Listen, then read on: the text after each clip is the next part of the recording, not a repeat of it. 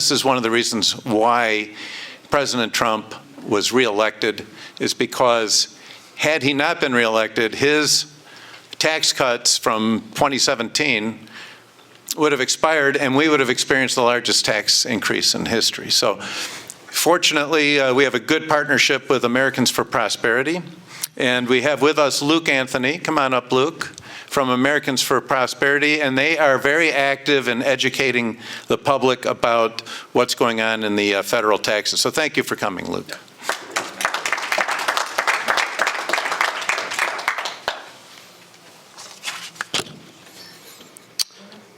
Hey, everyone. Is this good, Matt? Yeah. Yep. Cool. My name is Luke Anthony. I'm with Americans for Prosperity. It's really good to be here. First, I just want to thank Matt Marco and the rest of NORC for having us and being such a great partner for many years now. We've sponsored the summer picnics and the Christmas parties you guys do annually, and we're very glad to be a partner. We've worked together on other events as well, so it's great to continue our partnership and our friendship as organizations. So thank you, Matt. Really appreciate it. Just a little bit of background in case some of you are unfamiliar with our organization and kind of what we've been working on, in case you've just seen me or the organization around or recognize the name. Last year, some of our main focuses was one on Bidenomics and showing people how bad that hurt the economy and President Biden's policies, how hard that made life for everyday Americans. And we partnered, to showcase this, we partnered with many local businesses. My personal favorite was working with gas stations, where we'd set the price of gas to what it was when President Trump left office. And our organization would cover the difference for people for several hours. And so we'd set it at $2.39 or whatever it was when Trump left office, and people would save about $2 a gallon on gas. And it got people to think a bit differently about, and made people realize how much money they're losing when we have an economy that's struggling, and maybe get them to pay attention a bit more. We are also focused on the state house races last cycle, and our goal was to achieve divided government in Lansing, provide a check on Governor Whitmer, and thankfully we were able to achieve that.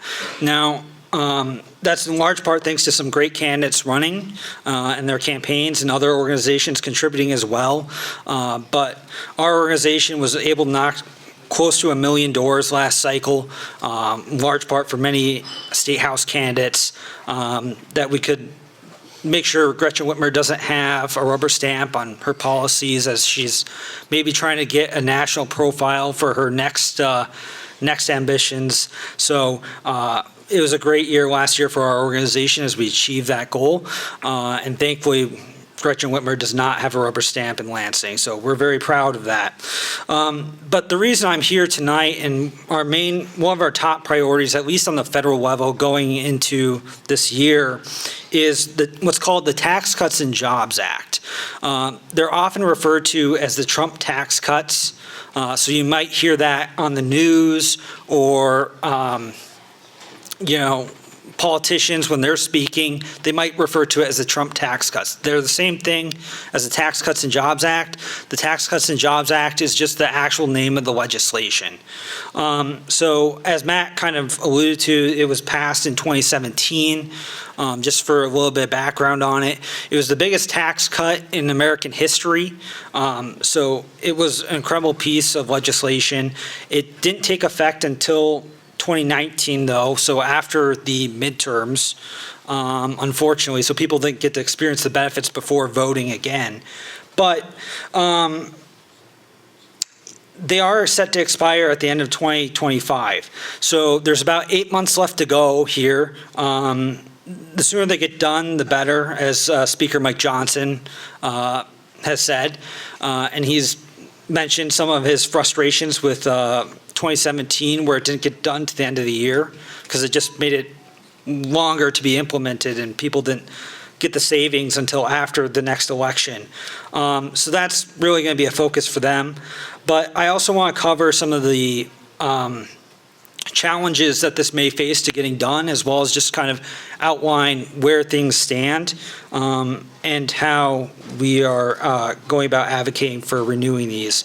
So first of all, the U.S. House and the Senate, well, I think everyone here knows that there's a Republican trifecta. So the Republicans have the White House, the Senate, and the House. But there is disagreement in the House and the Senate on how to go about renewing these. So the U.S. House wants to do it so that this is all one big bill. So the funding would be funding for various items, such as how much we're going to fund Ukraine, for example, or not fund Ukraine, would be in the tax cuts bill. So everything related to funding and how the funding levels for everything would be in this bill with the tax cuts. And I'll kind of cover why that is in just a moment here. The U.S. Senate is different. The U.S. Senate wants to separate all this out, a lot of smaller bills, and basically just chop it all up into individual bills. Now, like I mentioned, they have until the year to renew or improve. They don't have to put them in exactly as how they were. They can cut even further if they want. They also have the option to make them temporary again or make them permanent. Our organization would obviously love for them to be permanent, but if it's an extension, we'll take an extension, and we'd love for them to cut more, but if they don't cut more, we're happy with where it's at, so we'll take that as well. As for the U.S. House, currently the makeup of the House is 218 Republicans, 213 Democrats. So there's Republicans have 5-vote majority. There's 4 vacancies, 2 on each side. So it's a very narrow majority. So out of 431 votes in the House, Republicans have a 5-vote majority. That's how tight it is. And that's why they'd like one big bill. And because they know if they chop it all up, it's just going to be a hodgepodge of what they wanted to get through, gets through, and a lot of it, pieces and parts will fail. And that's partly why President Trump has backed the House plan of putting it all into one big bill. You may hear him refer to it as the big, beautiful bill. One big, beautiful bill. Yep. And I think he said it the other day, too. And so if you hear him in interviews or in media sessions saying the big, beautiful bill, and he doesn't really give you much context, that's what he's talking about, is these tax cuts and all the funding and all that. But the Tax Cuts and Jobs Act is what he's really talking about. Just for your awareness while you're watching the news, and he mentions that. So it's just one big, beautiful bill, but the Senate, again, wants to just, if they want to fund Ukraine, they want it separate from the tax cuts. So they just want to vote in pieces, but like I said, that won't really work in the House. So it's a very narrow majority in the House. The Senate has 53 Republicans, 47 Democrats. So it's a bit more safe in the Senate. They also have Vice President Vance to break any ties as well. So it is a bit more clear in the Senate. Now, some of you who are familiar with Senate procedure may know that sometimes you have to get to 60 votes to invoke closure, but the way this would be done is through budget reconciliation. And in reconciliation, you do not need to get to the 60-vote threshold. So they can skip that. They don't have to reach the 60 vote to reach closure, which is basically just a vote to say we're done talking about it and we're going to actually vote on it. So sometimes the minority will use it as a way to filibuster and delay a vote, try to stop it from happening, and all that kind of stuff. So the Republicans don't need to worry about that because they will be doing it through budget reconciliation, just making the threshold a bit lower. And now I kind of want to touch on what happens if this fails and this doesn't go forward. What are the effects on people and businesses and all that? Like I said at the beginning, I know Matt said this was the biggest tax cut in American history. Well, if it doesn't get extended or reworked to be even deeper of cuts or something like that, it will be the greatest tax hike in American history. So on average, the average Michigander will pay $2,100 more a year in taxes, in federal taxes. So that basically works out to every single day of the year, you'll be giving an additional $6 to the federal government. So that's the kind of money this is if this doesn't get renewed. And I think over the last couple months, we've seen how the federal government spends some of this money, and it seems kind of outrageous that we give them more, to be honest. But it will also hurt the economy just because Michiganders will have less money to spend. They'll get more taken out of their checks. And it will just hurt Michigan businesses. So we're hopeful that it can be extended and even maybe improved. Now, there are, beyond the income taxes, there are deductions that will go away for LLCs.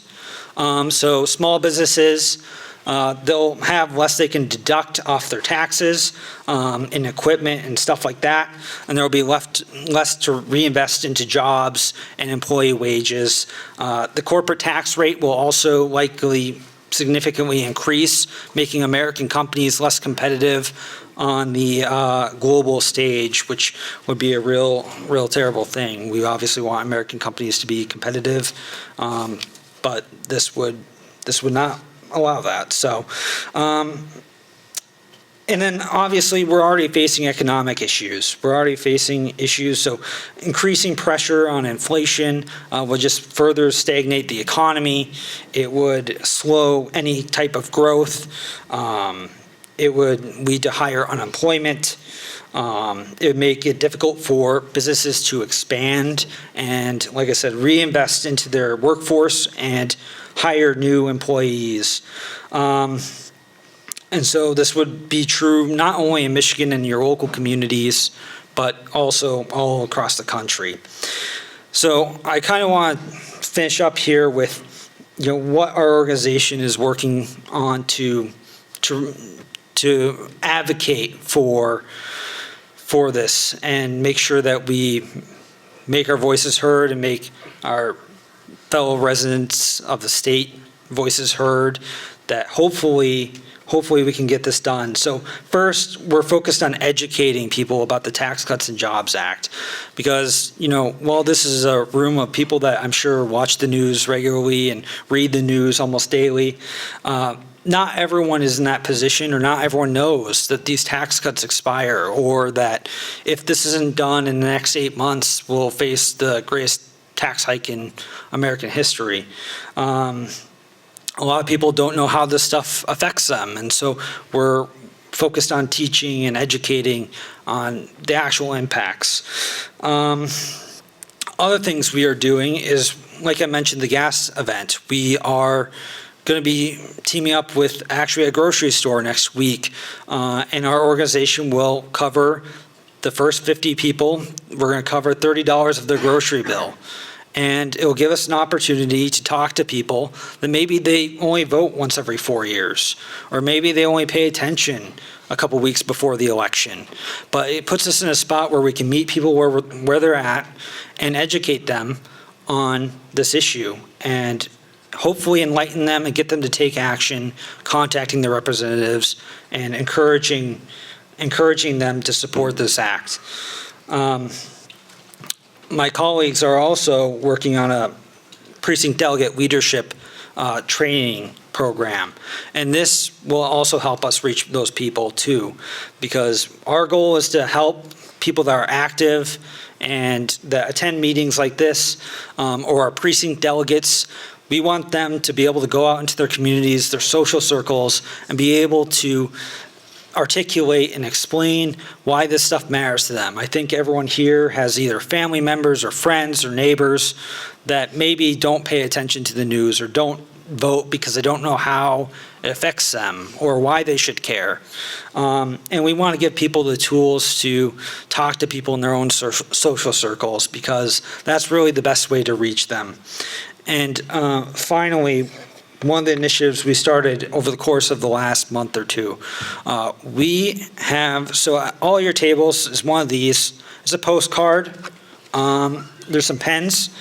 But what we're doing is we're collecting as many of these postcards as we can, And we are sending them to Senators Gary Peters and Alyssa Slotkin. And we're going to send hundreds and hundreds of these from residents all across the state. Now, I'm asking you just to take 30 seconds, and if you would, please write just to Gary Peters or Alyssa Slotkin, whatever one you prefer. Just please support the Jobs Act. Please support the Tax Cuts and Jobs Act. Leave more money in our pocket, whatever message you want to send. But please make sure, no profanity or insults or anything. Please keep it respectful. But our goal is to send as many of these postcards as we possibly can to their offices and let them know that the residents of Michigan do not want to pay $6 more a day to the federal government, that we do not want to pay more in taxes, and they take enough as it is. And it would be really appreciated if you could sign it. You can feel free to leave it at the table or hand it to me as you leave or turn it in at the front, whatever you prefer to do. But if you could just take 30 seconds of your time and do that, it'd be greatly appreciated. We will take care of mailing and postage and all that and addressing it. And we'd be happy to do that. But we want to make sure we flood those offices with these postcards. And hopefully, if we can't convince them to join us, we can at least convince them to not throw a temper tantrum and kick their feet and scream and try to stop it from happening. So hopefully, we can show them that the residents of Michigan are firmly behind this act. And I hope that you maybe learned something new here today and can tell your social circle about it too. But I just want to thank Matt again for having me, and it's been great to be here at Newark. So thank Luke you. Anthony with Americans for Prosperity. Thank you so much. A great organization.